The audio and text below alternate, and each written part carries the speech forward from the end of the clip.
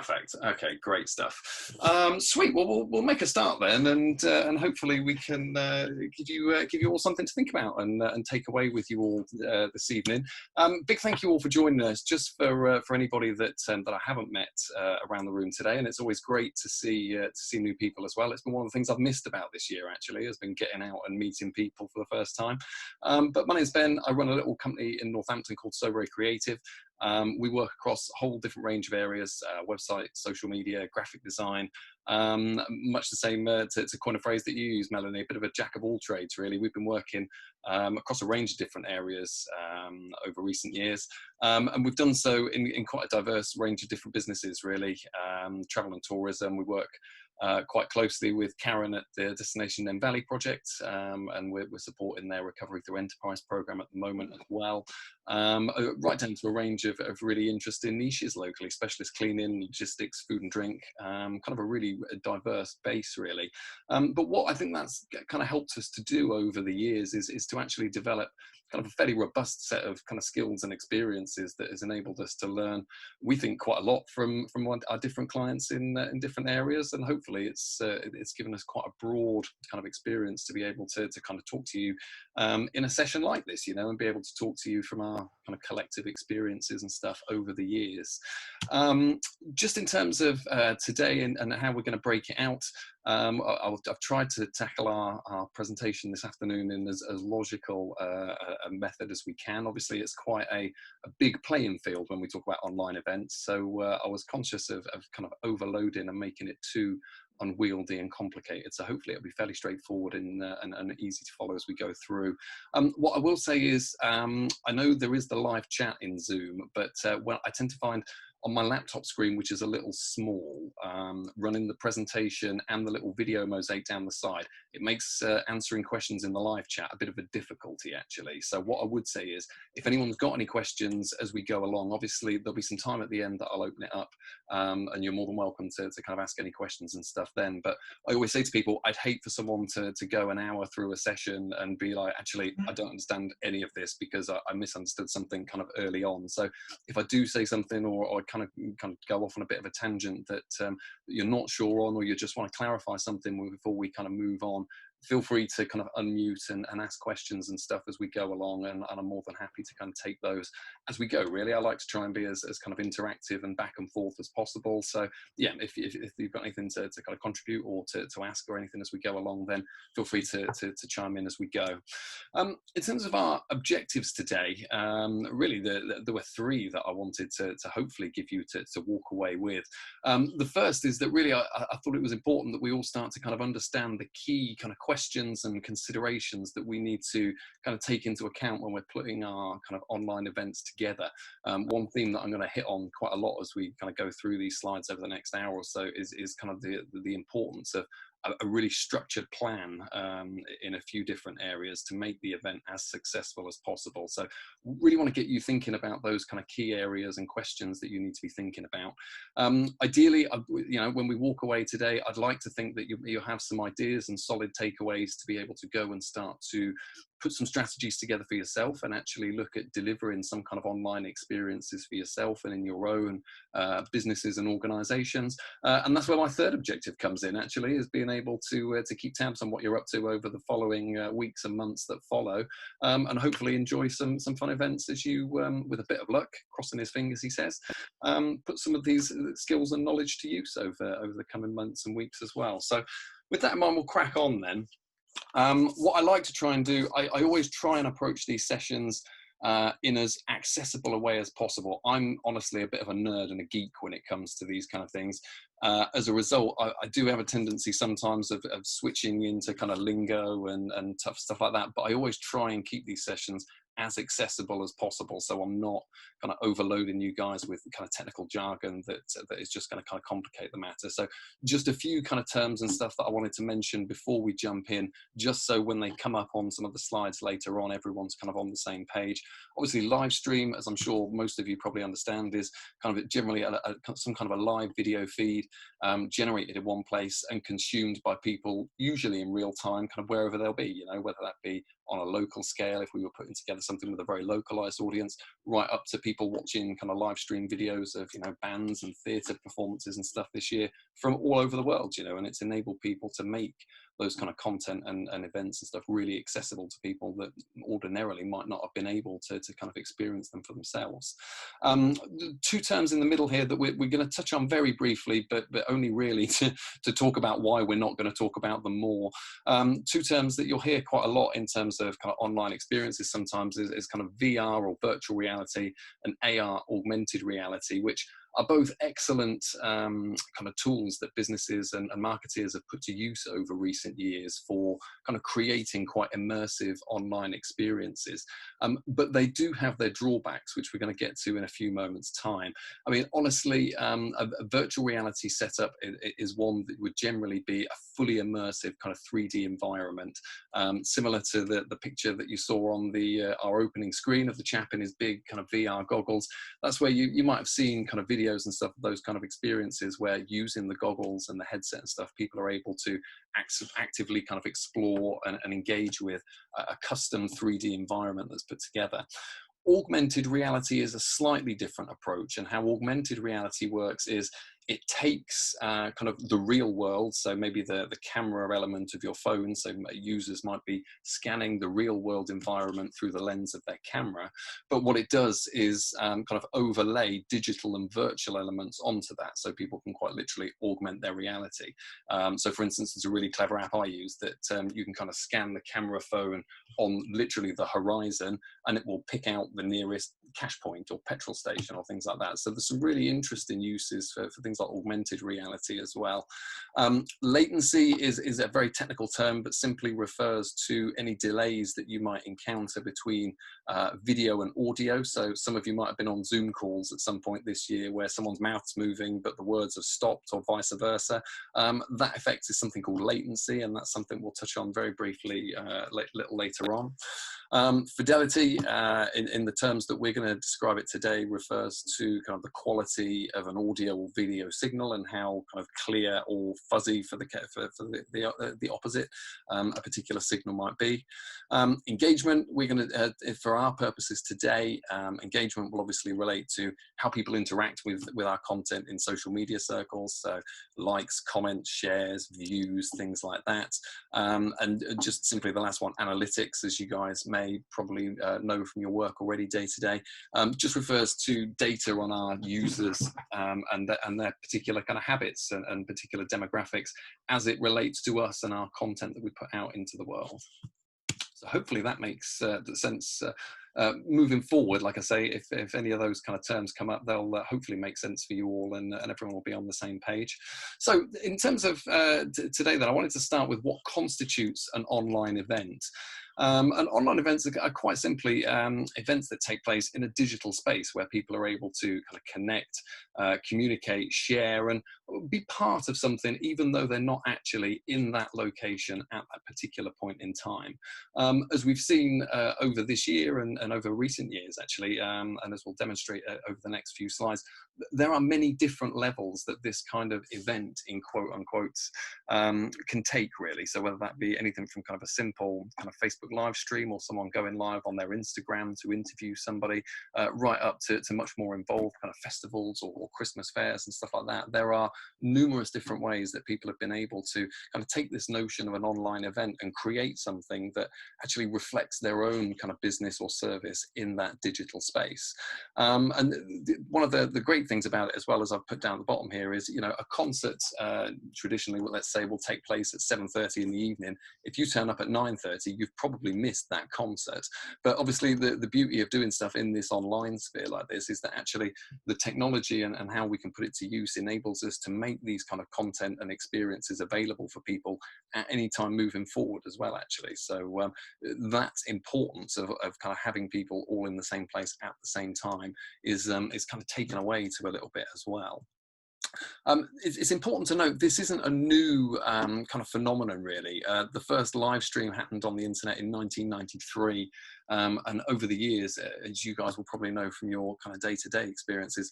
these things have been becoming more and more prevalent. Certainly over the last kind of 10 years, as social media has become such a big part of the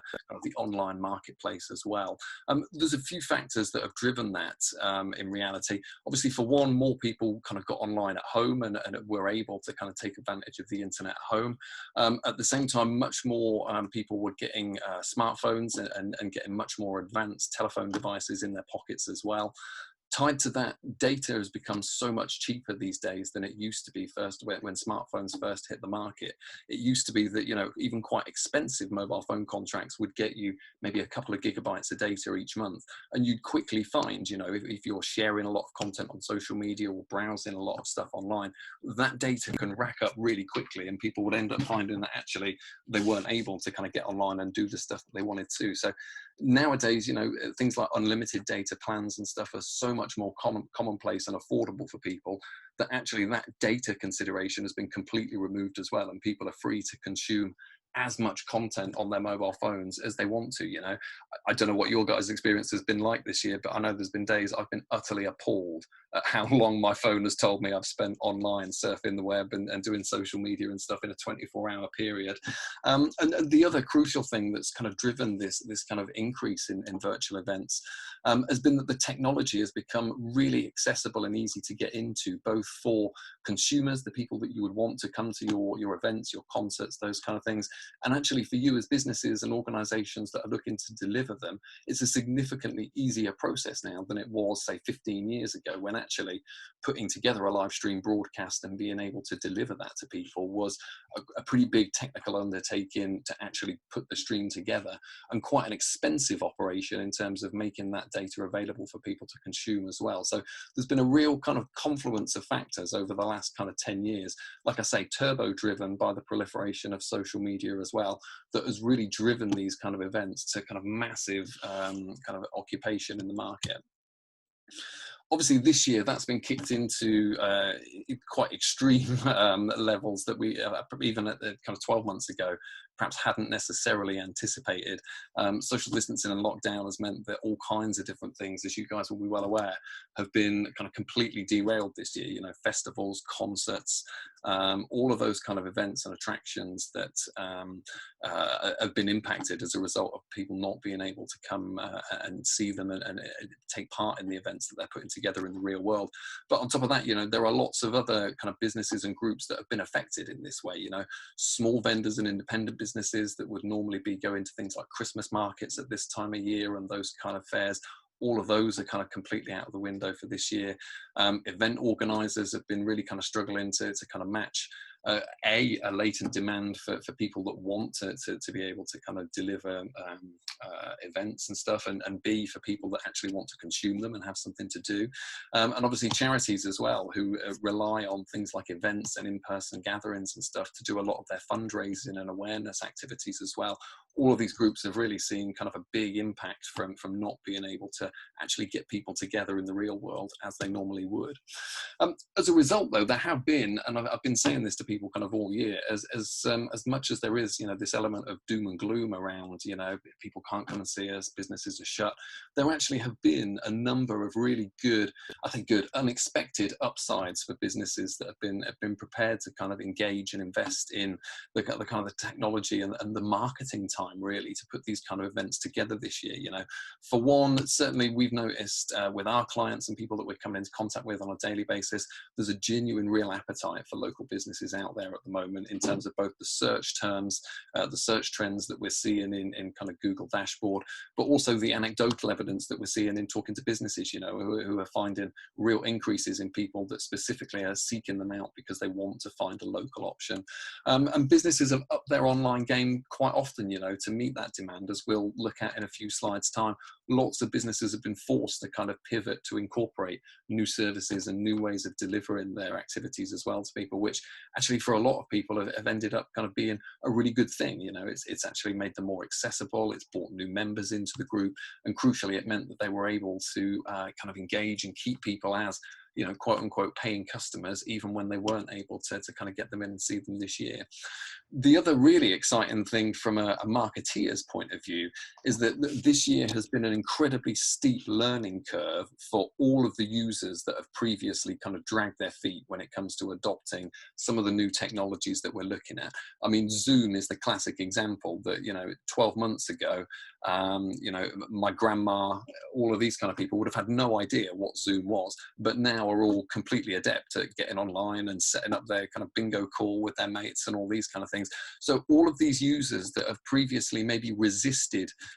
engaging with businesses online, or talking to businesses on social media, things like that, have actually had those kind of inhibitions forced away from them in lots of ways, actually. And so as a result, as kind of businesses and marketeers, there is a really good kind of opportunity, I think, for us all to be able to hopefully kind of meet some of those newly converted users kind of halfway and deliver something that's really exciting and engaging for them. As we put at the bottom, all cancellation of events and gatherings might be scary for a lot of people for Christmas, but hopefully, as we're going to kind of demonstrate over the slides to come, there are lots of options available to you guys for creating these kind of events and experiences for people on a range of different scales. Now, the first thing to mention, as we alluded to earlier, is that when we talk about this idea of virtual events, the first thing that often comes to mind is these kind of very technical, very immersive environments, which when you see them kind of in walkthroughs and on demonstration videos are incredible. From personal experience, I spent some time over the summer exploring one that was put together for a big guitar trade show in the States. And over there, they had spent, no exaggeration, somewhere in the region of $200,000, $300,000 building this hugely kind of immersive, explorable environment where you can get into it. But even myself, with a fairly good level of kind of technical knowledge and some pretty good equipment, really struggled in some places to actually get that experience to kind of be anything like what the designers had kind of envisaged in their own mind. And there are a number of kind of drawbacks to taking that really kind of flashy, big ticket approach to developing these events. For the first, that they're incredibly expensive to develop, and I'll talk to you in a second about some kind of ballpark costs that go into these kind of projects. For two, they take an incredibly long time to develop, and as certainly as small businesses or organizations that maybe haven't got massive marketing departments or massive amounts of resource to put into it, then actually planning and just kind of being able to put these events up on their feet becomes a massive drain on resources as well. And as I've just alluded to as well, the problem with them is they're also not particularly accessible in terms of, if you create an environment that requires a full set of 3D goggles and a decent pair of headphones and a really good quality Wi-Fi to be able to actually make the most of that environment, actually the chances are that the majority of that time and effort you've put into developing that environment is likely going to be wasted, because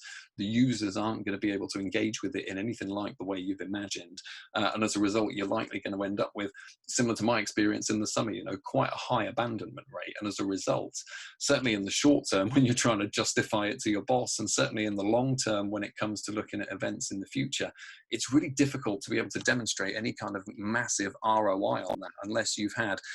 a genuinely freakish turn of good luck and a couple of really big ticket customers have come through that particular event. Then it just becomes something that actually is almost kind of self-defeating in some ways. I mean, just for some kind of ballpark kind of costs, and again, this is all highly speculative depending on the complexity, but to put together some kind of explorable, kind of immersive 3D environment, as we've talked about, can run people anything between £30,000 and £200,000, depending on the complexity of the build that you were looking to develop. In much the same way, even putting together kind of a simple 2D environment, and I've seen a number of trade shows this year that have been almost kind of based around a giant picture and kind of a carousel of trade show booths that you kind of click through, very kind of static and fixed content, but even something to put together something that's very stripped down in terms of the functionality, you're still looking between £3,000 and £5,000 just to put a system like that on its feet. The opportunity for us as kind of businesses that maybe don't have those kind of budgets available to us is that there are a massive amount of kind of tools and platforms available to you guys that you can actually get to work with very little kind of investment or technical knowledge at your end to actually start putting these kind of events and experiences together for people.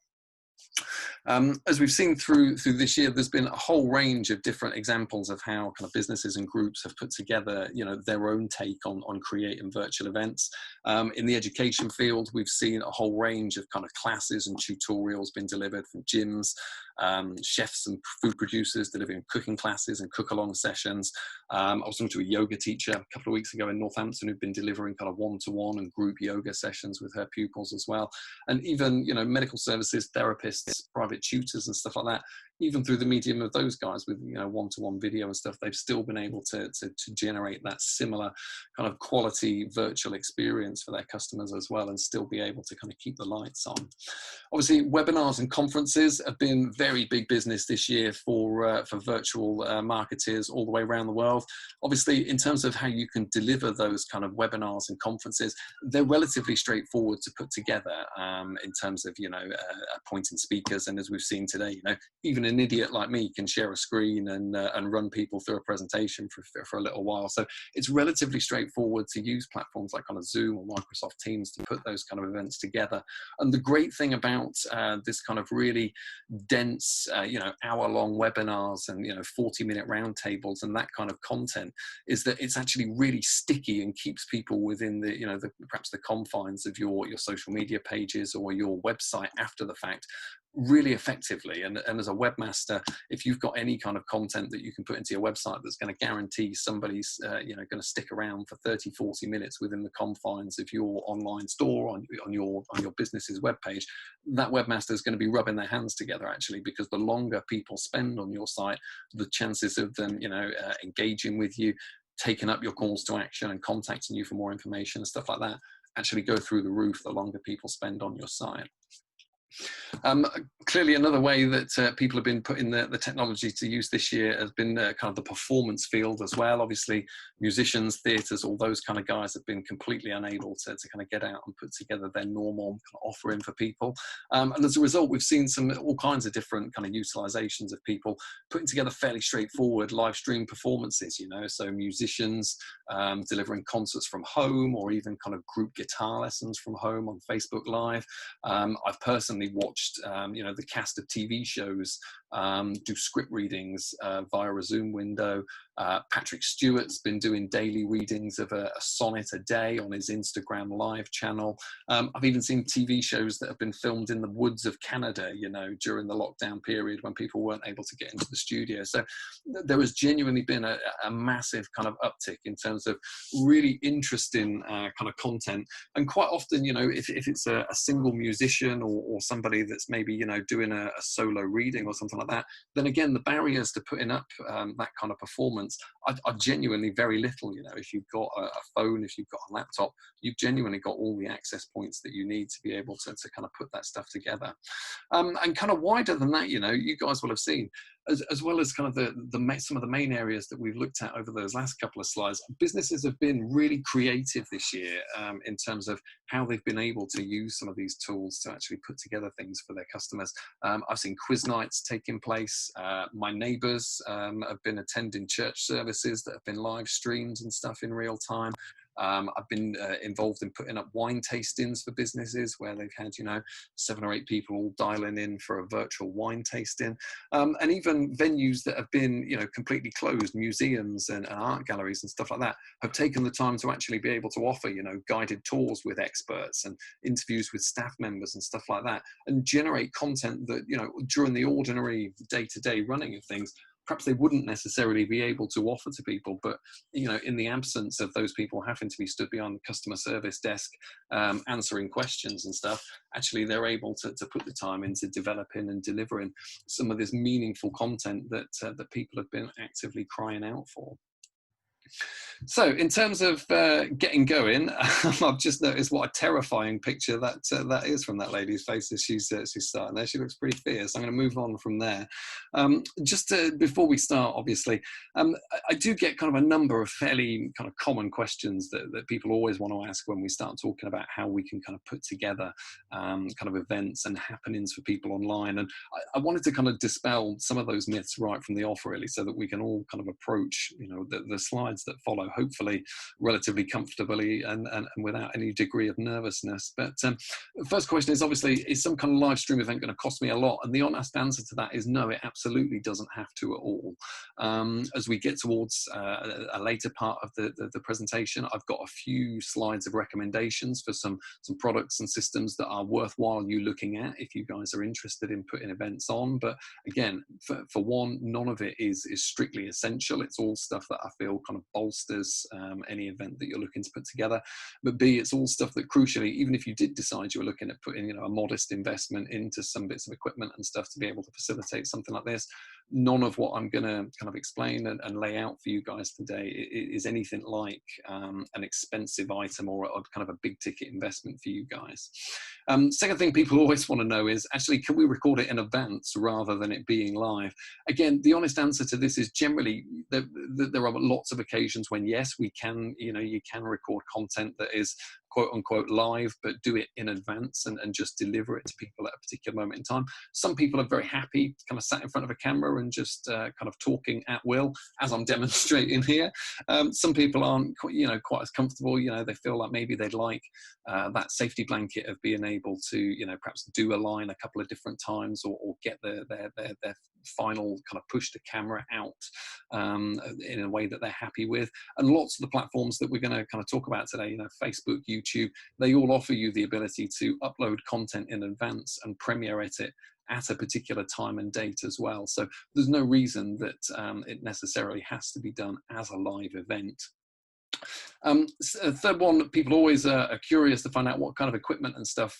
you guys are going to need to actually start putting something like this together. And the honest answer to that is very little. If you've got a laptop, if you've got a mobile phone, you've genuinely got all of the tools that you'll need, certainly to be able to start putting on things, even on quite a small scale. As I'll allude to when we get to the relevant section, there are kind of slightly more higher spec bits of equipment that you can take and invest in if this is something that you're going to be doing, regularly, or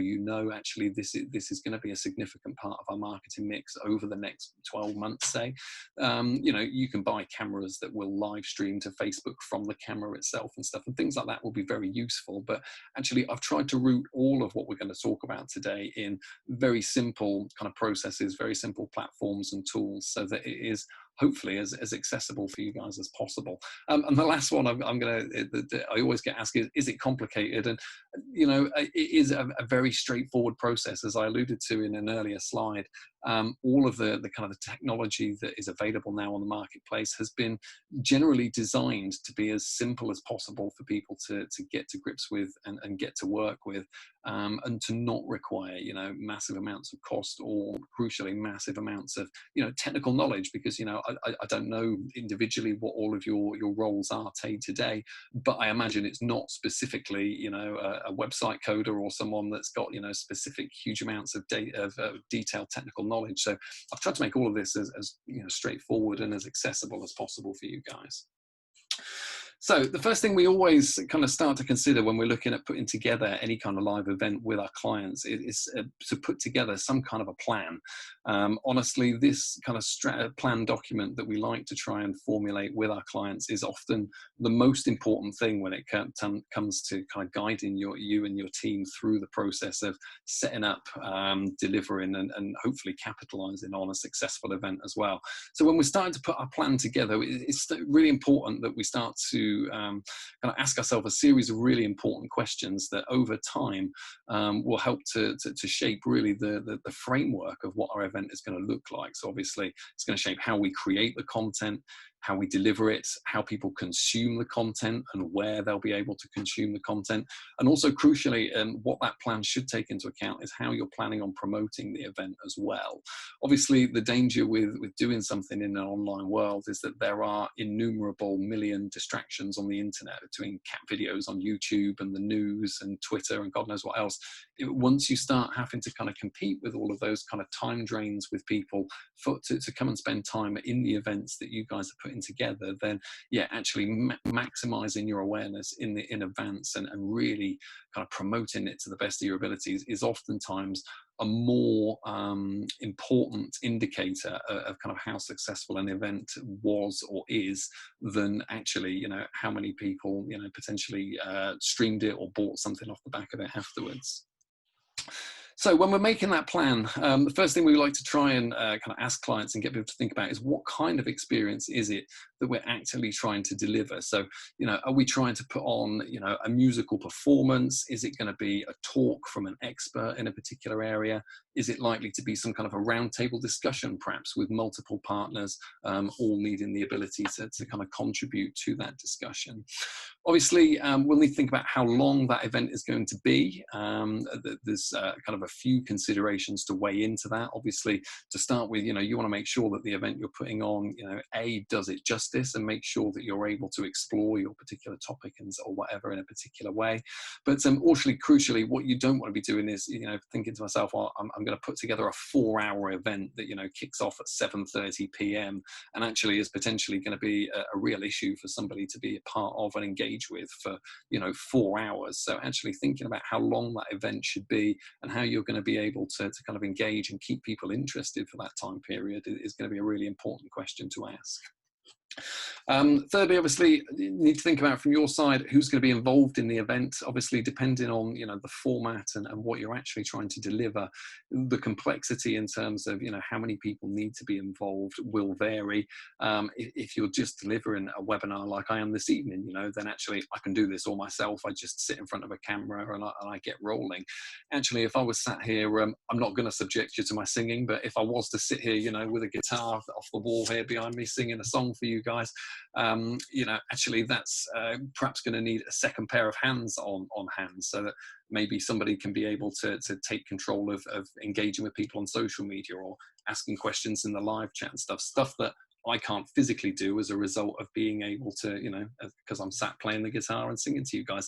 Similarly, it might be that you're offering some kind of a guided tour around a museum, say. In that instance, it might be that actually you've got a person in front of the camera who's actually doing the presenting, and a second person who's obviously then the person responsible for holding the camera and making sure that they're kind of following all the way around and getting everybody in shot. So important to think right off the bat, kind of where who you're going to have kind of involved in the event, and make sure that everybody kind of understands what their part in that process is and what they're going to physically need to do on the day.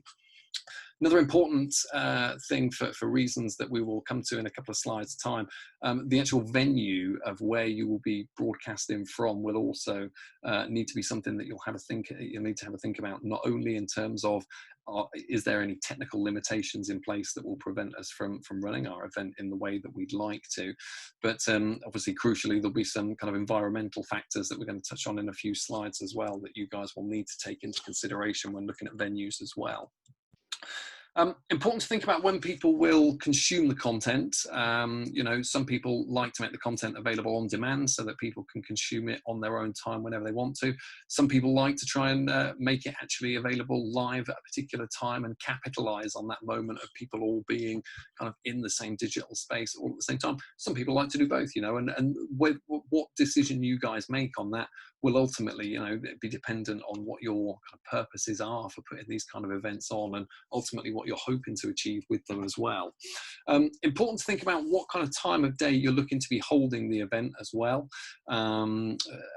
Obviously, not only in terms of making sure that obviously you're available, the people that you need to work on the broadcast with you are available, but also crucially that your audience are available as well. You know, if it turns out that actually your whole audience tends to only be online between 8 and 10 p.m, then putting something on at 3 o'clock in the afternoon, again, will feel kind of a little self-defeating. So important to take some time to think about actually when is going to be the most effective time of day to be putting the event on. And then obviously the other question to link to how people and when people will consume the content comes down to, is this event going to be free for people to access, or will people need to pay for the event as well? Obviously, depending on you know, which option you guys decide to take, there are implications one way or the other in terms of services that you'll need to obviously have in place, with it perhaps a ticketing software, and we'll come to stuff like that later. Or again, you know, if it is free and actually the name of the game is getting people just watching watching a particular event, and you know, visibility is the name of the game, then actually something like Facebook or YouTube, where you've got that kind of audience, would perhaps be the preferable option. Crucially, when we talk about where people will consume the content, when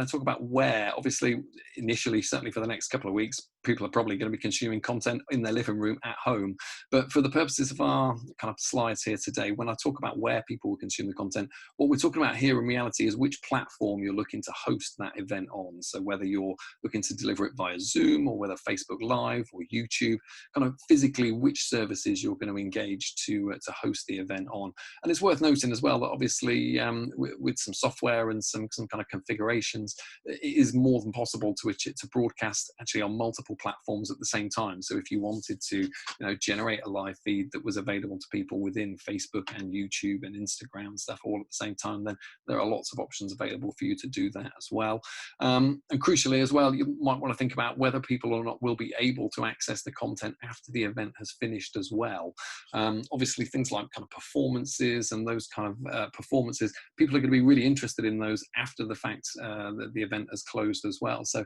maybe have a think about what your kind of post-event plan is as well, in terms of making content available as videos on YouTube, or whether you want to get a page set up within your website that can act as kind of a hub for this kind of content moving forward as well. So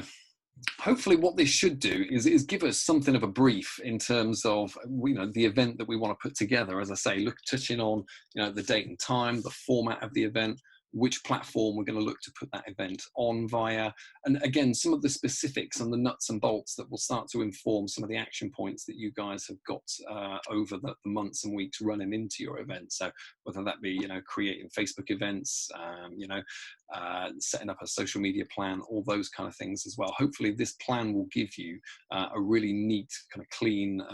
document to work from, that hopefully makes the whole process of delivering these kind of events fairly straightforward. In terms of pre-event tasks, there's obviously a few really important areas that we always try and make people aware of and get them thinking about right from the off. As we've touched on already, it's super important to make sure that everyone that's going to be involved in the event is kind of fully involved and understands what they're doing right from the off. I had an event with a client a few weeks ago where they were trying to deliver a virtual demonstration in like a Dragon's Den style kind of event. Did a huge amount of kind of planning with them, scripted it, rehearsed it and everything else, but then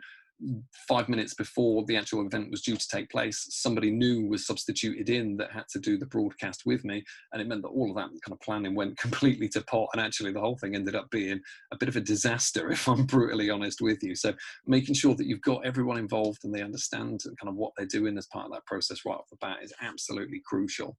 One thing I always make sure people have got the time to do, if they can, is to allow time to test everything and do a dry run before your event if possible as well. Your absolute nightmare scenario is a situation where, you know, you put together a flawless social media plan, you generate a huge amount of interest, and everybody in Erthingborough is tuned in waiting for your live stream event, and then actually it takes 10 minutes to get the thing up and on its feet, and by the time you do, half of Erthingborough has disappeared to go and watch Gogglebox or whatever is on the telly that night instead, you know. So actually carving out an hour or 2 hours in the run up to your event to actually sit down, set up your broadcast or your event as you would, you know, if you were doing it live, and literally walking through the steps of testing it and running through that broadcast the first time is genuinely some of the most important time you can spend in all of this kind of process. We always say really important, even when you are kind of planning your events and really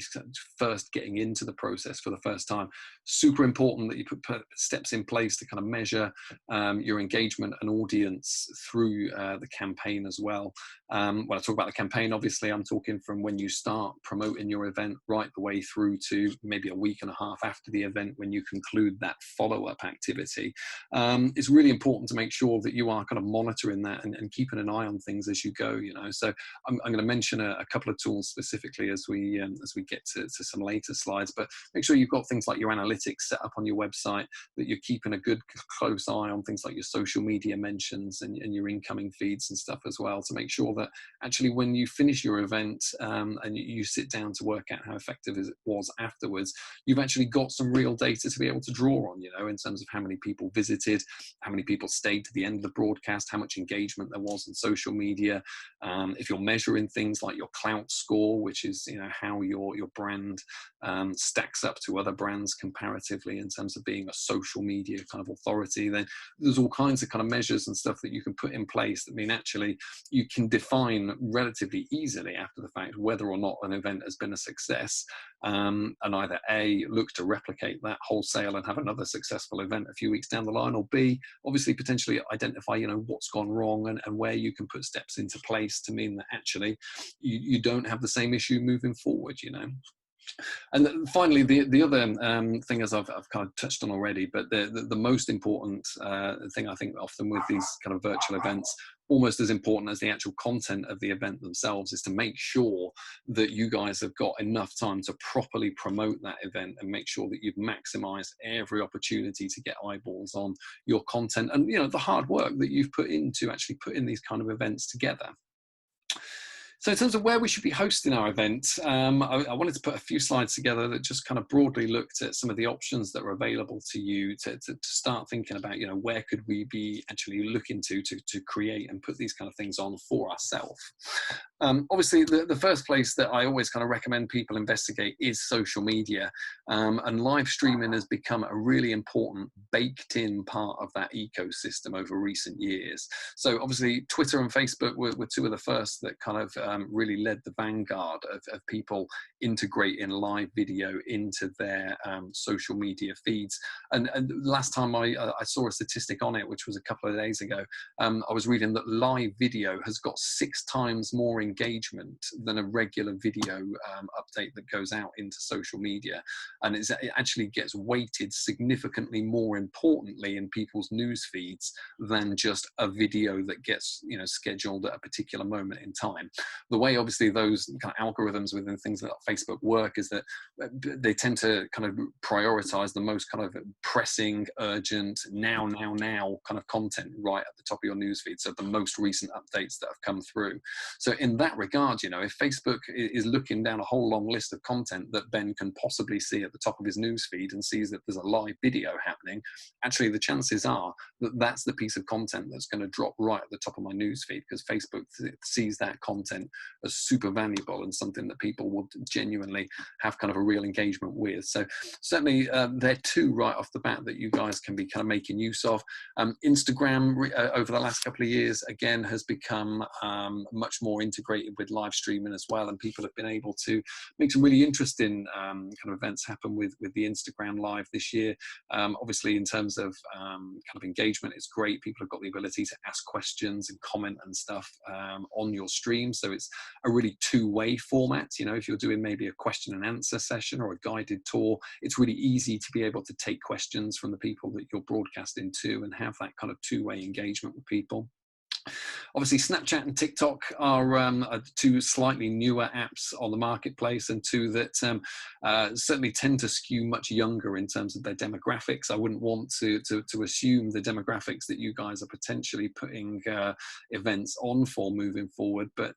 yeah, there's certainly ones that tend to skew a little bit younger in terms of their demographic. LinkedIn has very recently introduced things like live video and live stories as well. I'll be honest, I find LinkedIn a really irritating place to be at the best of times. So the prospect of watching a load of live videos in that mix as well, I'm personally not 100% sure on, but it's certainly something that LinkedIn think, again, following Facebook's example, that they think it's going to become a really important part of their kind of ecosystem over the coming years as well. And obviously all of that is without mentioning YouTube, which is obviously the #1 repository of video content in the world, and actually crucially the 2nd biggest search engine in the world. world, when you look at the volume of search queries that go through it, YouTube significantly dwarfs all of the other search engines outside of Google by a significant factor. So actually making sure that you've got kind of content and live video and stuff in that mix as well is kind of another area that's it's kind of video 101 really, and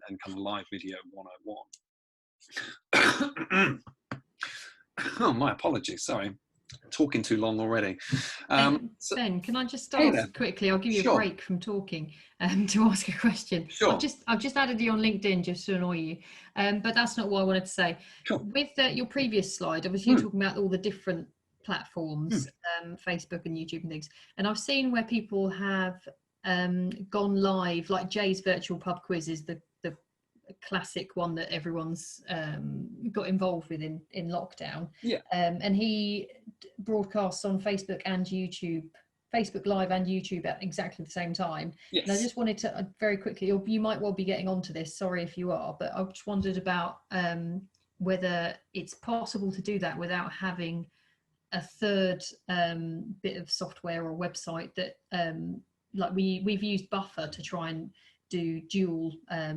posting of just normal social media posts in the past, but I wondered if you can live stream on Facebook and YouTube at the same time without having that third party. There's a few ways of doing it, yeah. And the thing when you're setting up the live streams and stuff is that they will tend to have to, they'll generate some kind of fairly unique codes and stuff, like the keys and the IDs and stuff. Generally, it's a case of just kind of joining those up and making sure that your kind of authorization information has been kind of inputted into the right areas. It sounds really lame, but it's just a series of increasingly well hidden options in the settings menu. There are some third-party interfaces that you can plug everything kind of into and just kind of leave it set. I'll pop you a link over via LinkedIn to have a look at, so that you can look at some options. But yeah, there is a way that you can kind of bake them in essentially one to the other and kind of hard code them so that actually you don't have to go through that kind of third-party interface as well. But if you just added me on LinkedIn, yeah, more than happy. I'll pop you some links over so you can have a look. And actually, funny enough, I was helping someone with it a couple of weeks ago. I found a really useful how-to guide, because rather than me have to keep showing him 10 times, I thought, here you go, this will save you a whole lot of time. And actually found him a really good kind of step-by-step that walked him through. So my apologies, walked him through those steps of just working out, more than anything, it's which of the really long impenetrable string of characters you need to be putting in which box, to be completely honest with you. But once you understand how they kind of relate to each other, you can generally just kind of leave them and mean that the next time you press the red button, you're automatically going in a bunch of different places. Okay. Is that all right? Yeah, thank you. Cool, no worries. Obviously, there are a multitude of reasons why social media platforms make for such a good hub for your guys' events. For one, obviously, it's a massive audience.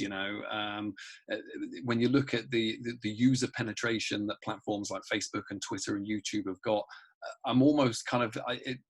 have to kind of shake my head when people instantly want to do something else, because my instinct is to say, well, if 90% of the world's population is on these platforms, putting these events on these platforms again is going to be the easiest, simplest way of you reaching those people and making it as accessible as possible. So certainly the audience is one. Obviously, you've got a lot of inbuilt kind of events functionality and stuff. Certainly within Facebook, you can create kind of Facebook events and stuff like that, become really important kind of tools to be able to kind of keep it visible in people's minds and kind of spur engagement in the run up to events and stuff as well.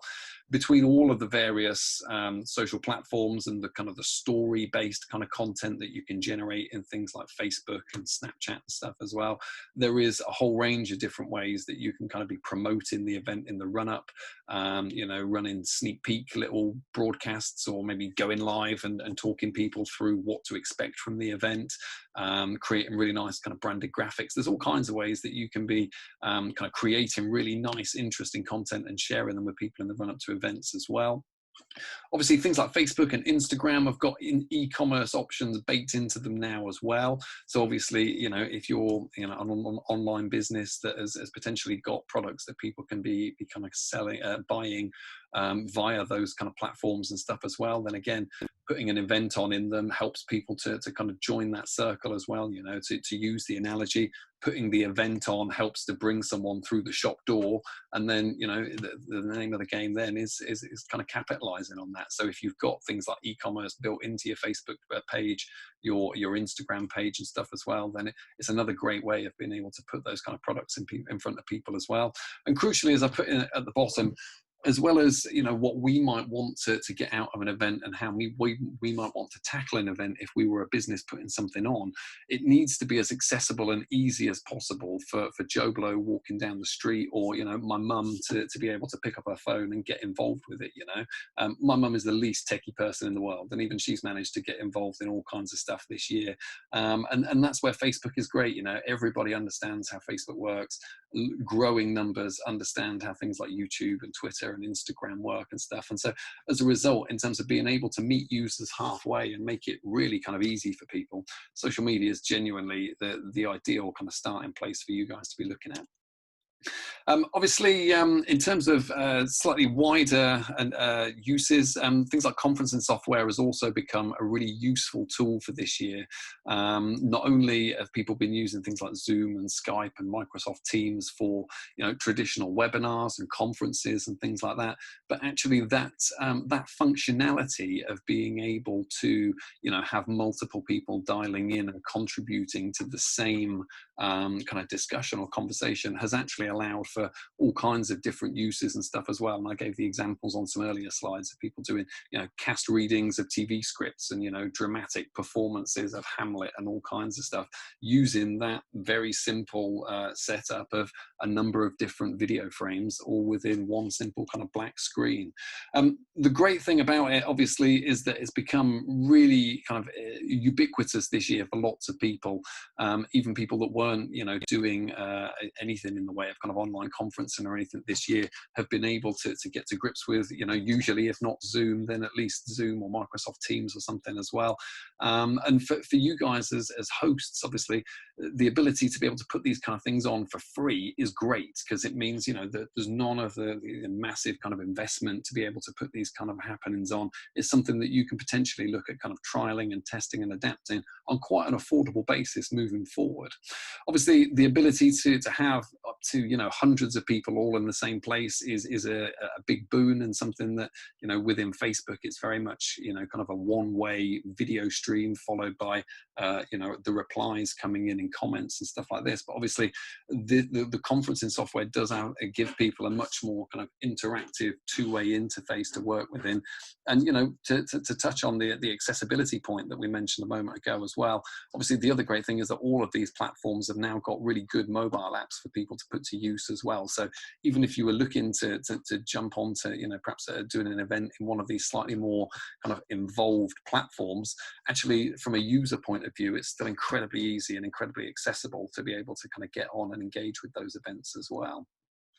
I'm going to flag Zoom up as a specific example, because I say to people all the time, of all of the stock I wished I'd bought in 2019, Zoom is the one. I tell you, the people at Skype and Microsoft Teams this year must be sat with their head in their hands, because Zoom have taken their lunch without a doubt in 2020. And to be honest with you, there's a few really good reasons for that. And the number one is that the onboarding and sign-up process is absolutely seamless. It's so straightforward to be able to get into a Zoom meeting. Even if you're not a registered user and got an account, it's still incredibly easy and accessible. And that has been the number one thing that has led to it being such a widely kind of proliferated tool this year. From your side, again, as I've mentioned, lots of people have got kind of experience on it. So it's one that is rapidly becoming a platform that people are very happy to be kind of engaged in and to spend time within. Obviously, depending on the format of the business, of the event that you're looking to deliver, you've got the ability to deliver kind of secure private rooms and kind of fence that content off from people that you wouldn't necessarily want to see it.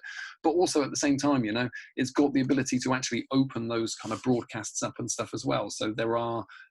options within Zoom, for instance, to be able to stream live to YouTube and Facebook from your live Zoom room. So it's a really useful way of kind of building it into perhaps a wider kind of streaming ecosystem if you are looking to kind of deliver things on multiple platforms. from a branding point of view, it's got the ability to add your own kind of custom branding on some of the paid levels as well, which might be of use to businesses that are looking to make more of their kind of branding and position and stuff as well. And if you're, you know, a festival organizer or a conference organizer, the other thing that it does do really well is you can break out multiple rooms, have different kind of events and conversations happening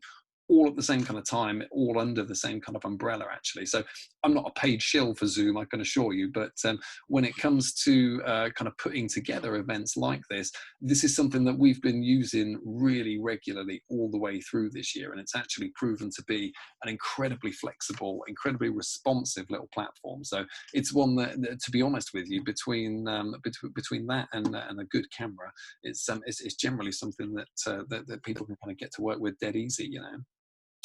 The other thing to consider is that obviously if you are looking at developing some kind of live streamed content that you develop within your own website, the other thing it's really important to consider is making sure that that website is kind of as optimized and up to date and stuff as it possibly can be. We always say to people the worst thing in the world would be potentially putting an event on with, you know, hundreds of really interested, engaged visitors come and spend time on your website, and then them not being able to capitalize on that, and crucially you guys not being able to capitalize on that and stuff as well, you know. So we always say to people, before, you know, you start directing large chunks of traffic into your website potentially for the first time, make sure that everything's, you know, up to date, that the shop is working and all the products you want to sell are available and dead easy for people to find and purchase.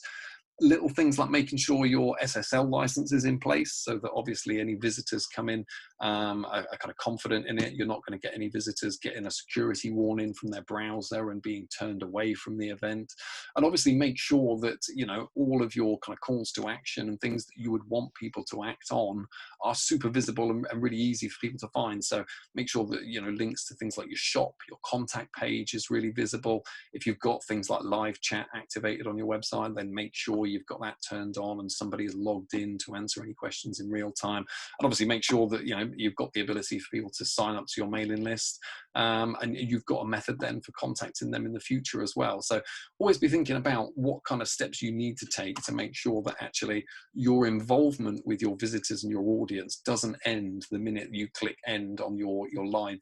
event. Actually you're able to use the event as a way of forming hopefully a more kind of meaningful, engaged relationship with them moving forward. So I wanted to spend a few slides just giving you kind of a few, hopefully fairly straightforward pointers in terms of trying to get the most out of any kind of broadcast or event that you're kind of putting together. I appreciate that, you know, you guys aren't going to have access to, you know, some multi-camera live broadcast crew with a big truck parked outside beaming footage back to somewhere. So with that in mind, it's important to try and take into account a few kind of hopefully fairly straightforward bits of advice and guidance that we always give to people to hopefully make the most of the product that you're putting together. Obviously, the first thing to think about is the lighting, actually, and there's two problems that kind of tend to blight live streams in my experience. The first is them being really dark. As you'll have noticed from the office that I'm calling you guys in from today, it's a little dark in here. So we always try and say to people, try and make sure that you know your scene, quote unquote, that you're broadcasting to people is as well lit as possible. If you're planning on putting your event on at a time of day that facilitates it, then natural light is honestly the best possible thing that you can do. But if not, and you're doing stuff, you know, indoors or in the evening, then have a think about the light sources that are going to be available to you, whether you need to find a way of you know, artificially, you know, increasing the light within your space, opening the curtains, you know, all those kind of,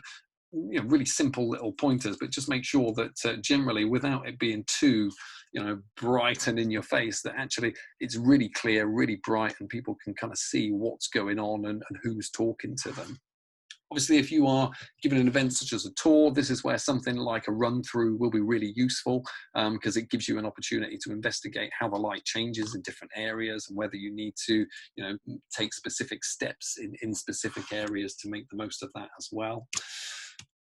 And kind of linked to that, as we've talked about, while we like to try and make the video element of these live things as bright as possible so people can, see really clearly what's happening, the other thing to try and, take into account as the other part of that equation is the audio side of it, and people being able to hear and understand what you're kind of saying as well. There's no, it would be awful if, you've taken the time to find, say, an expert in local history. He spent the time putting together a really interesting talk and presentation and turns up at, I don't know, Rockingham Castle for the sake of argument to be able to give that presentation. But actually in that giant room with the echoes and his voice, it becomes really difficult to hear that kind of talk, and in that event, the effectiveness of it gets diluted and you're going to end up with quite a high dropout rate. So we say to people, try and avoid any areas that are particularly noisy. It's not always easy, especially in an outdoor setting. If you're lighting Christmas tree lights and you're broadcasting that to people for the sake of argument, then being outdoors and having that lack of control over noise could be an issue. But if you are inside, then obviously make sure you've turned off things like kind of air conditioning, background music, all of those things that will add extra noise to your audio signal. If you can, try and avoid rooms that are too echoey, for the simple reason that there's nothing worse than trying to decipher what is someone talking and what's the echo of him saying the sentence before. So if you can avoid spaces that are too echoey, it definitely always helps. Obviously, if you can, try and kind of control the area that you're in if possible. People walking past having a conversation that ends up, as part of the broadcast or something, ideally wouldn't be part of something. But, if possible, try and be kind of cognizant of what distractions and potential noise sources there are going to be in play during your broadcast and take steps where you can to try and mitigate those. We always say, and I've got some suggestions for you guys as we get a little further through, but obviously do take the time to check things like your light and the audio in the venue that you are going to be presenting your event in. And if it's something that does require it, or you've got the budget to be able to, then do look at investing in things like perhaps an additional light source or two, or an external microphone or something that again will help you to improve the audio and the visual fidelity of your broadcast, and hopefully make it a much more kind of a bit more of a polished kind of artifact that people can kind of watch and engage with. As we've talked about, the important thing for me is always running kind of a test in the run up to your broadcast and making sure that you can kind of deliver it in the way that you envisage it before people are watching you try and deliver it in real time. Obviously, the crucial thing to try and anticipate when you are kind of doing anything live streamed is that obviously you're going to be kind of completely beholden to the Wi-Fi capabilities of the venue you're in, or if you're in an outdoor setting, the 4G, 5G capabilities of your phone's network as well. So obviously one of the things that's really important when you are kind of going and doing the trial run of your broadcast is to make sure that you've got everything set up technically the way it will be on the day. So if you've got multiple devices that need to be connected to the same Wi-Fi spot, then make sure you test out those current connections at the same time to make sure your Wi-Fi router can handle it. If you're going to have to use the example of broadcasting the Christmas tree lighting, go to the spot in the town square where the Christmas tree is and make sure that you've got good, decent 4G, 5G coverage down there, and that actually the video that gets broadcast from your phone for that particular event actually is going to be watchable and stuff as well. And obviously the other important consideration to make is to kind of test ideally at the same time as day as your event, because obviously the load on the broadband network will be significantly different at different times of the day. I know mine slows down significantly kind of 4 or 5 o'clock generally in the afternoons when everyone's home from work and school and stuff, whereas at 8, 9 o'clock in the morning it's significantly faster. So again, if you've got the opportunity to run your test at the same time of day as your actual event will be, then again it just gives you that opportunity to have that understanding and confidence that when you come to put it to the test in the real world, actually everything's going to work the way it's supposed to and is going to be relatively seamless.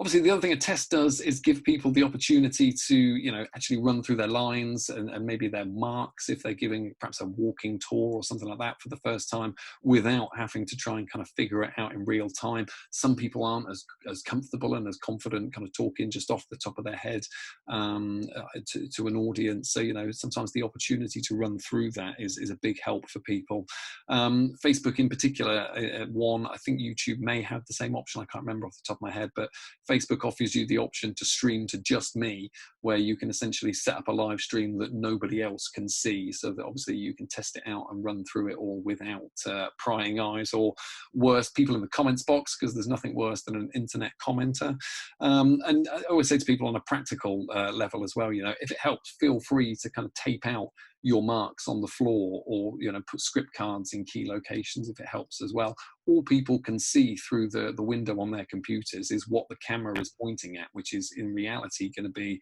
your presenter or the event that is happening. So if you've got the ability to put kind of visual prompts up or anything like that around that frame to make sure that no one else can see it, but actually you've got a good feel for where you are in the broadcast or what kind of happens next, that again you've got those very kind of simple prompts to one place, to one side as well. So in terms of a useful shopping list, I thought it'd be useful to kind of give you guys some ideas and notes in terms of just some really simple little tools really that will hopefully help to try and give you guys some options to, again, kind of improve things like your lighting, your audio, stuff like that as well. All of these, I should say, are tools that are literally sat in my kind of bags to one side of me in the office here. These are things that I use on a regular basis day to day. They're all things I've put pricing underneath some of them to give you examples of the kind of investment that we're talking about, but all things that are genuinely readily available and would all make a marked difference to just a straightforward someone holding a mobile phone to live stream something. So the first thing to think about, obviously, is a tripod.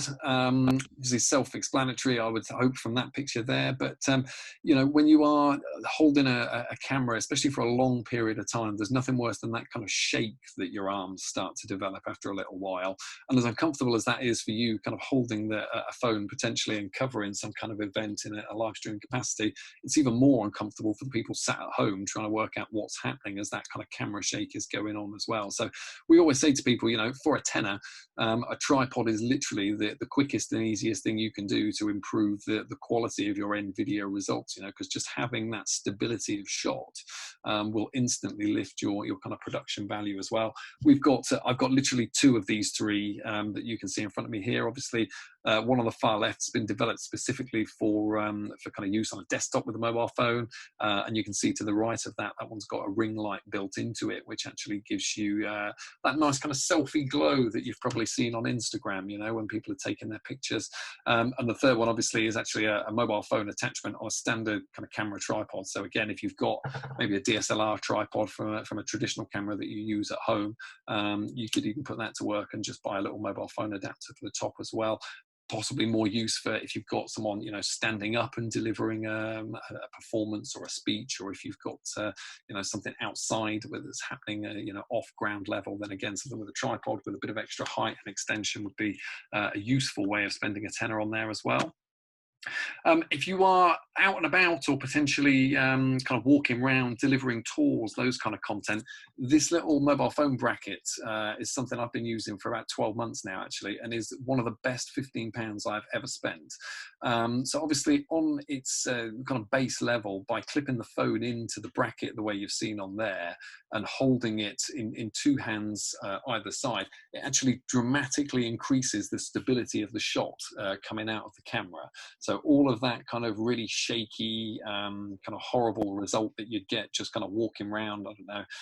a cobbled street, say, you'd get that kind of bumpy effect as the camera shook. You can help to reduce a lot of that, and it really smooths down the stability of that shot using something like this. And the other thing you can see from the bottom left corner is that actually it's really useful for attaching additional accessories and stuff as well. So I've actually got a little light and an additional external microphone that I clip into mine, and you can see all of those kind of accessories fit right on the top, and it essentially gives you kind of a mobile broadcast rig that you've got the ability to have decent quality sound through it, an increase in light if you're walking through an area that's not particularly well lit. And like I say, for £16, it's something that I've used a lot over the last kind of year, and it's been really useful. In terms of external lighting, there's a few options that are kind of available to you. Obviously, we've talked about natural light being, the best thing, certainly for outdoor use. It's perfect for kind of lighting the scenes, but it's not always possible. And as a result, so there's a range of different options open to you to try and help with that. Obviously, you can see it on the far left, we've got a little clip-on ring light that just sits over the top of your mobile phone, which is obviously ideal if you are doing some kind of a simple broadcast, perhaps direct to your phone from home or something like that. The middle one has got what they call a hot shoe attachment. So that's what usually clips to the top of like a DSLR camera. But in the sake of this argument, you can see the bracket that I showed in this slide has got 3 little slots on the top there. So that's where your light would slot in, and that's got a little adjustable control on the back for varying how light or bright that is. And again, if you were perhaps looking at a slightly more involved production, maybe you were putting on a performance of some musicians or something like that maybe needed to be really well lit, perhaps you've got quite a big space, something like that, then actually that mobile photography rig that's on the far right there is again a really ideal little option. I bought one of these about 2-3 years ago. The whole thing, the 4 lights and the green screen and everything folds up into a hold-all, and you can kind of put it up and down in literally kind of 5-6 minutes as well. So if you're going to be doing something that perhaps requires a little bit more kind of professional production value and needs to be kind of really well lit, or you've got a much kind of bigger scene, or frankly a much a little bit bigger budget and you can spare 120 quid, then actually something like that is again a really useful kind of addition that you can kind of put in the bag, and again hopefully mean that any space that you turn up to, even the darkest grimmest kind of place, you can make it kind of nice and well lit and bright and exactly what you need for your purposes. We talked about the audio component of our kind of broadcasts as well. Obviously, the internal microphones that are built into laptops and phones and stuff these days have gotten much better. And I'm assuming everyone can hear me okay this evening. I'm just talking into the internal mic on my laptop here, but there are a range of different options that you can take for little additional external microphones that again will give you a much clearer, much more kind of defined and rounded audio signal for people to listen to as well. Something that was maybe a one camera, one presenter broadcast, which was relatively simple, then a little lapel clip-on mic like the one on the left-hand side would be ideal. The one in the middle again mounts to the camera bracket that I demonstrated to you guys a few slides ago. So that's something that kind of clips into the headphone port of your mobile phone and effectively supplants the internal microphone. So rather than recording video with what the inbuilt mic is picking up, it uses what's picked up by the external microphone, which is a little bit better quality audio, and like I say, it gives you a slightly better kind of end result as well. Finally, if you are looking at putting together, I don't know, maybe webinar content or regular kind of speaking, presenting content, and you are fixed in the same place, then the Blue Yeti mic on the right-hand side that I've shown you there is again a really good, solid, kind of robust all-rounder as well. It's plug and play, just go straight into your kind of computer via USB, and that's another one that gives really good quality audio recordings and stuff as well that you guys can be making use of. The final one is something that will be of niche interest, perhaps to some of you, without knowing whether, musical events and stuff like that is something that is going to be of interest. But I know, I've had requests this year from, choirs, musicians,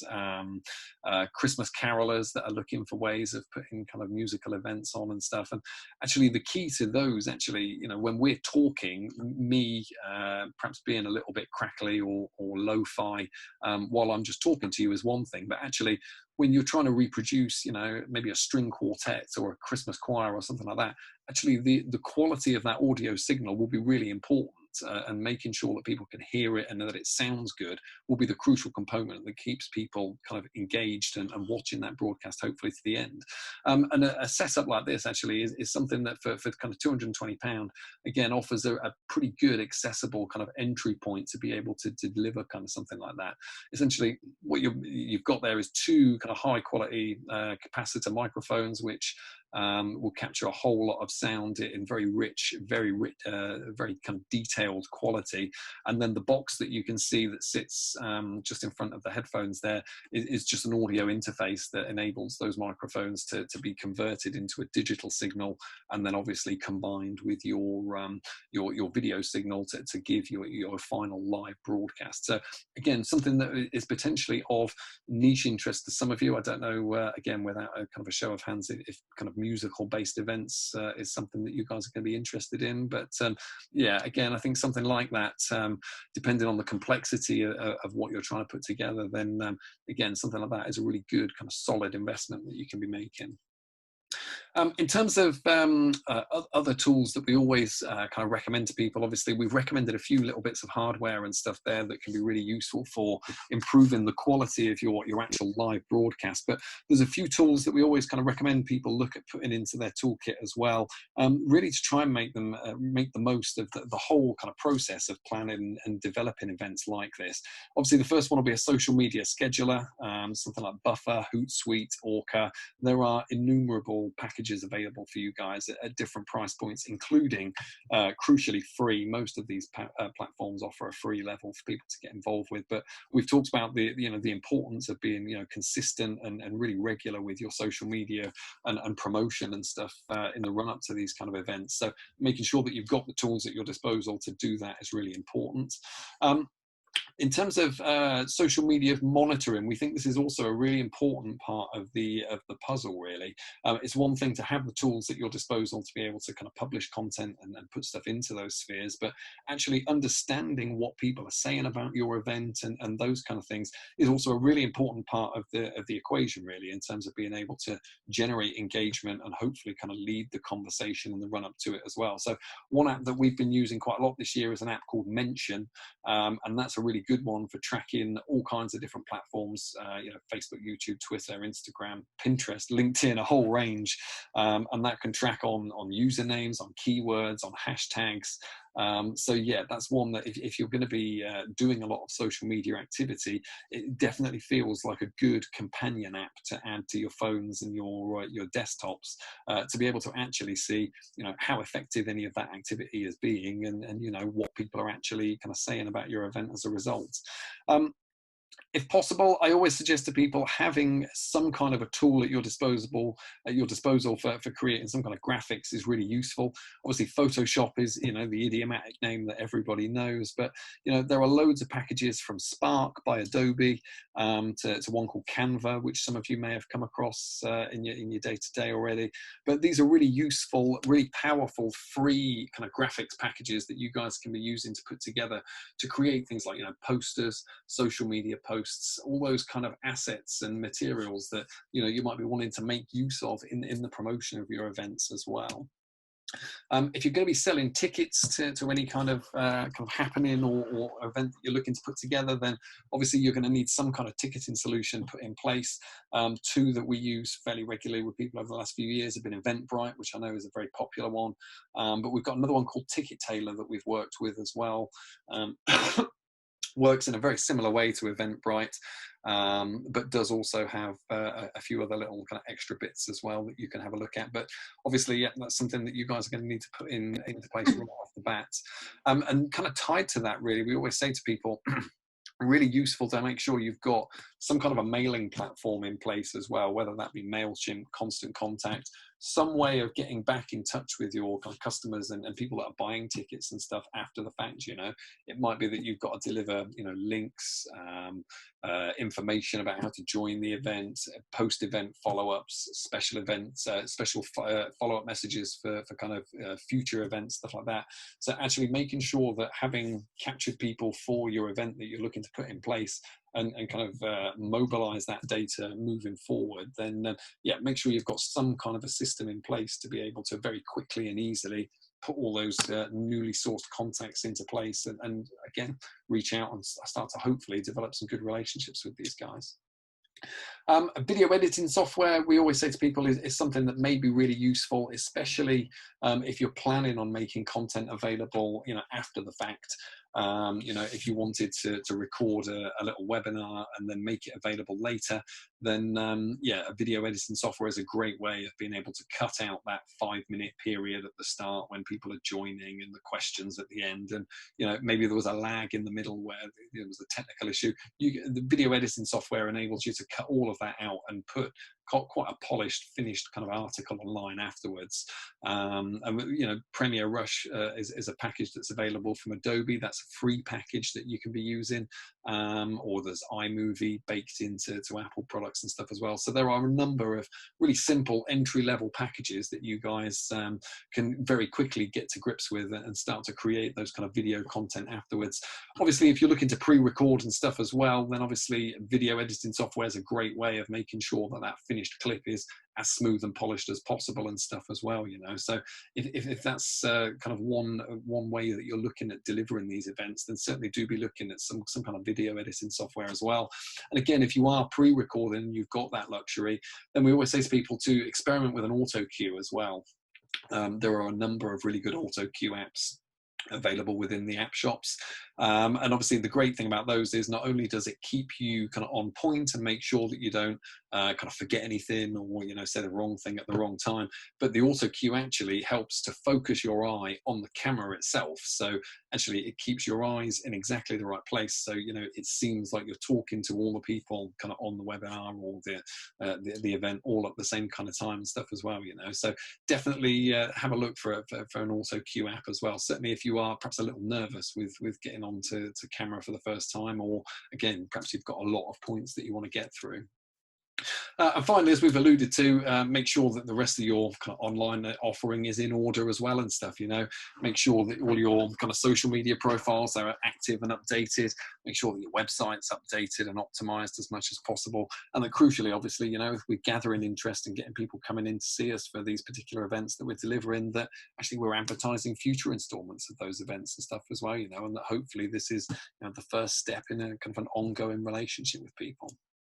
So just to round up, and you'll notice that I've started to speak a little quicker as we've gone on because I'm very conscious that we're now ticking through the time, but I just wanted to lay out briefly some brief examples for you guys today of some scenarios that people have specifically brought to me this year actually for kind of creating online events and stuff, and just to give you an idea of kind of how simple and straightforward putting together kind of events like these can be with exactly the tools that we've kind of just put in front of you over the last kind of hour or so. So the first one might be the scenario of a musician or a songwriter that wants to deliver, say, a private concert to his fans to a limit of 100 people from his private studio. In 10 years ago, something like that would have actually been a really kind of complicated undertaking to try and put something like that together. But actually these days, we tend to find something like a simple Zoom room is actually more than sufficient for the purpose that you're looking for. Obviously, in that kind of setup, the first thing you want to have in place is some kind of ticketing software so that you've got the ability to sell those tickets and generate the revenue for your event. But obviously, crucially, make sure that you've set the capacity at the right level as well, and make sure that you're only selling, you know, the requisite 100 tickets that the artist has specifically requested. Obviously, it gives you the ability to set that room up kind of in private and share a private Zoom link with people, so that actually only your kind of ticket holders is allowed in. And then obviously once the 100 people are in the room and the event is kind of ongoing, next thing we do obviously is then close the waiting room to make sure that the capacity stays at the 100 that we want to keep it at. And we always say to people, obviously, when you're putting events and stuff like this together in this way, that obviously the number one thing you can do for future use is make sure that you record that show as well, because obviously the clips and examples of how that event played out and what people can expect is actually the kind of one of the number one selling tools for you guys when it comes to selling future installments of this series of events, perhaps, or getting people interested in the next one. Obviously, the use, as we've talked about, of a simple audio face, as described a couple of slides back, ensures that actually even relatively straightforward things like, as we gave the example of, you know, a string quartet or something like that, you can end up with a really good kind of quality user experience. Obviously, in a setting like this, where, you know, a musician or someone is going to have their hands full for the duration of the broadcast, then making sure that obviously, you know, someone is on hand to engage with people and to deal with any kind of technical issues issues that come up along the way is crucial. Obviously, making sure that all of the calls to action throughout, buy tickets, buy merchandise, and all that kind of stuff are all super kind of visible and clearly kind of pointed out to people during the broadcast and stuff as well, to make sure that actually the kind of the earning potential of that event is increased on top of the actual kind of top line ticket sales that you guys can potentially bring in as well. So option 2,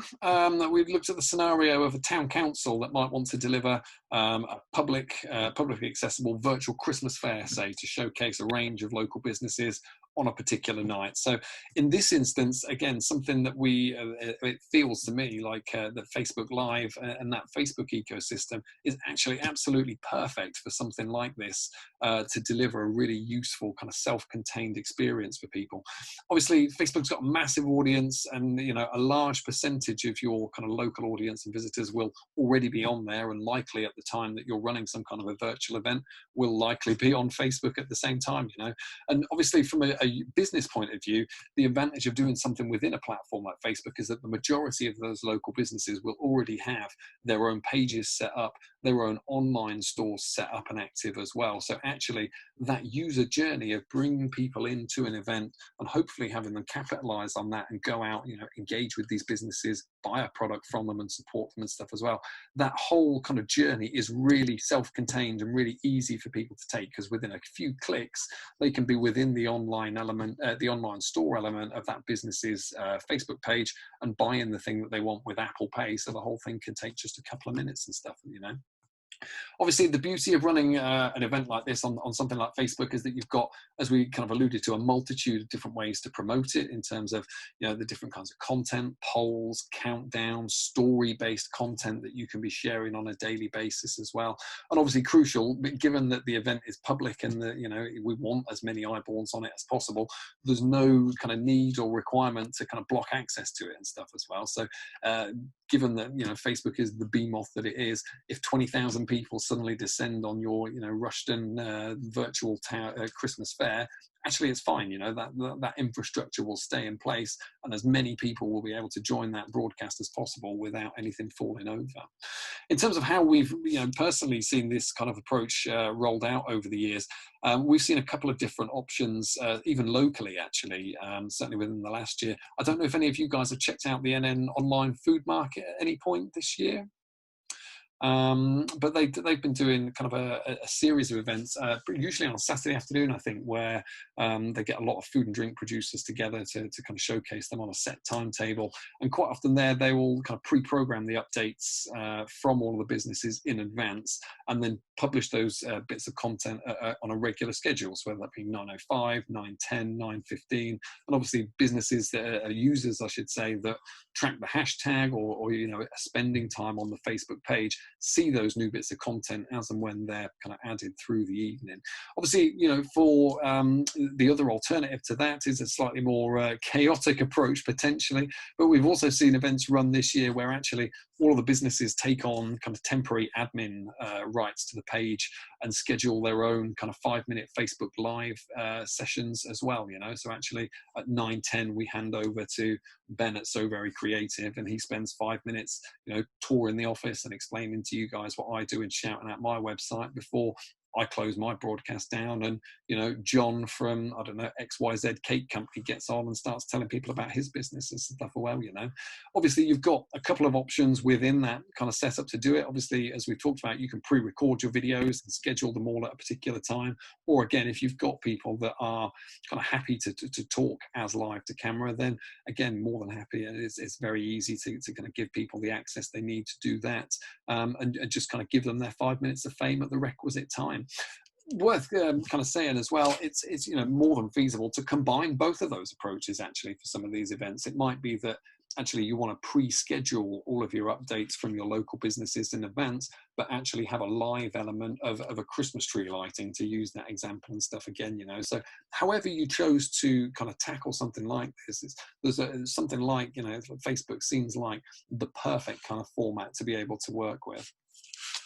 And finally, not one that I've personally been involved with, but something that I watched a variant of a couple of weeks ago. I put together a scenario of a local theatre group that might want to put on a virtual pantomime for the local community, again, with no limit on attendance as well.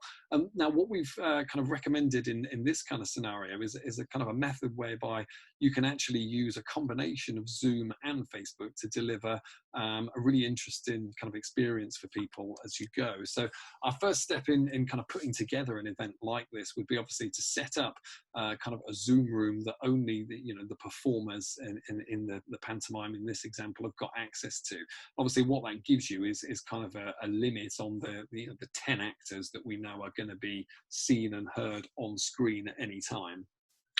Obviously, what you can do then with the kind of the pro and the upgraded levels of Zoom is take the live stream from that private Zoom room and make it accessible on Facebook and YouTube as well for people, so that actually lots of people can dial in and kind of watch the event within the platforms of Facebook and YouTube if they want to. But by kind of conducting the event itself within Zoom, you completely take away the risk or any risk of that performance being kind of disrupted.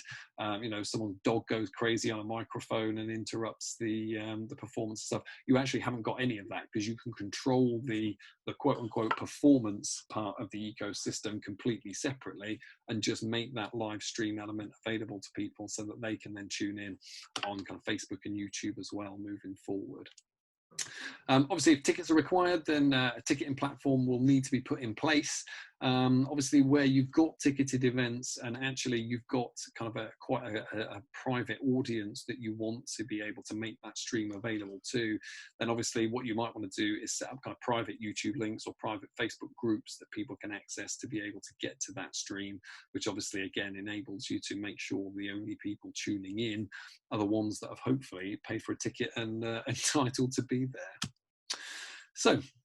I can assure you we're definitely getting to the last few slides now. In terms of making our event a success, just a few slides on the things we always recommend to people to try and make the most of it. Obviously, as we've talked about, identify the key questions early on and start to get your battle plan in place as early as possible. If you've got an event that you're looking to put on at 2 weeks before Christmas, now's the time to be putting that action plan together. And obviously, as we've alluded to, making sure that is kind of widely shared and understood by all parties that are kind of involved in the event with you. Make sure you've got your testing period built in, and you've got time to be able to react to any kind of findings that come from that testing. And honestly, I always say to people, sod's law, just assume that something will go wrong. Something generally has a way of doing so, but all of the kind of the methods and the tools and stuff that we've looked at today, and that are kind of available on all of these platforms, are something that is completely easily kind of replicable and fixable. In reality, no kind of massive issues that you're going to come up against day to day, short of the Wi-Fi going out or a power cut or something, should ultimately derail you. As we talked about, really important to find the right time and date for your event if you can. Do some research on the proposed date that you're looking to do it. Is there anything happening online or in the real world that's notable at that time? Last Tuesday with the US election is not a day I would have wanted to try and put on an online event for people, with the amount of distractions that are going on with people. But just check and make sure, are there any big ticket distractions that are going to keep people from wanting to kind of join and be a part of my event? If you get the chance, consult with the audience, ask for their input. You can use things like the polls that are available within social media to get a feel for, what time would you guys like to see this event? When would you, when do you want to see it? And again, you can use things like your analytics and your user dashboards and things like Twitter and Facebook and stuff to actually find out quite easily when your users are most online and when a large percentage of your social media audience are most active. And if you can, always advise, try and lean into that. If you know that Thursday evening 7 till 9 is your most active time on social media, then do your event at 7 o'clock on Thursday night and lean into that and try and kind of meet your audience halfway. Obviously, depending on the audience and where you're hoping people will join you from, potentially look at considering kind of international time zones and stuff as well. But I'm assuming potentially certainly to start with, we're maybe looking at kind of a local audience, certainly. But as I say, it is one of the great upticks about doing stuff in a virtual format like this is that it does open up visitors and eyeballs from all over the world. You know, I was talking to Kenneth at Oundle International Festival literally this morning, who did their festival virtually this year because obviously they couldn't get people together. And they found actually the demand from all over the world has been incredible in terms of people watching the streams and inquiring about tickets and stuff for next year that they would have literally never been able to kind of come across before and stuff. So actually while there is, you know, a primary kind of local audience for this stuff, obviously, yeah, do consider that there are potential kind of eyeballs elsewhere in the world as well. And finally, obviously, promote. You know, we've talked about the importance of it, and I know I sound a bit like a broken record, but be sure that you're putting all of the tools that are available at your disposal to good use. You know, make sure you're using all the different bits of functionality within your chosen social media platforms. Even if you're putting the event on Facebook,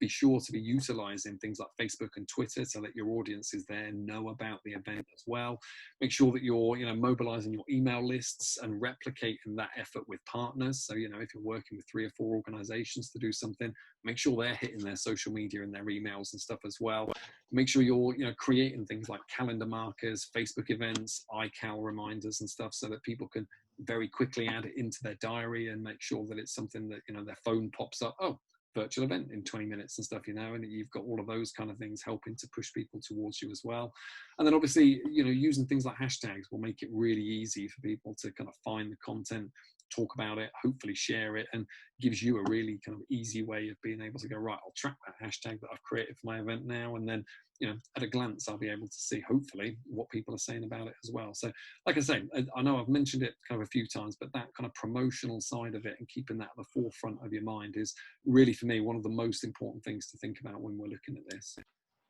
And finally, we talked about obviously engaging in the run up to your event, but obviously do be sure to engage in real time as well. Use things like the comments, reply to people,